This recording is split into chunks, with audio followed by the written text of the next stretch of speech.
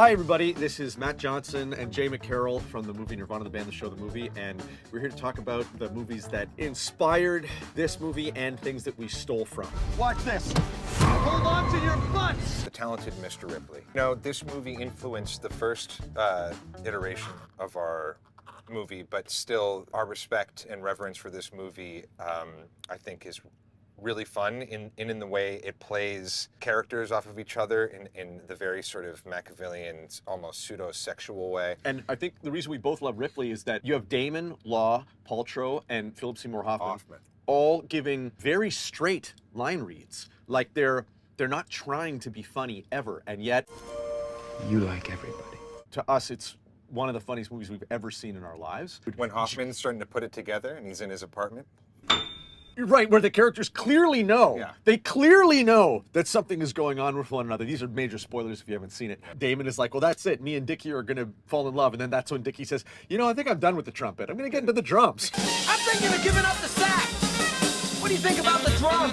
Damon's like, what? Hold on a second. I was just getting my feet down right. It's worst case scenario for Damon. He's got no choice but to kill the object of his lust. Another big movie that's so obvious is Back to the Future, which we're ripping off the literal beats of, but I want to take it slightly broader than that because Let's do it. we're actually trying to do a pastiche of like the American event movie of the 80s. The fact that that movie was a peak time for that, unbelievable era of movie making. Very clear storytelling where the protagonist has just got like a life or death goal, and it's unironic in how high the stakes are for this guy. And like with the score being the orchestral thing. Yes.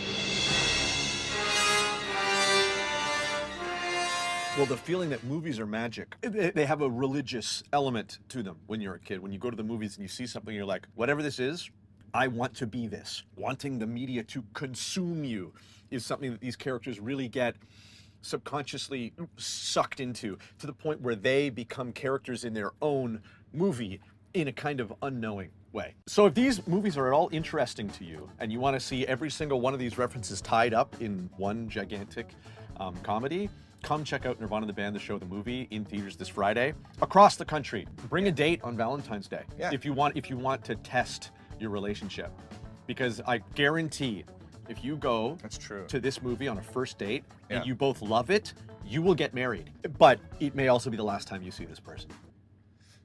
It's Friday, okay.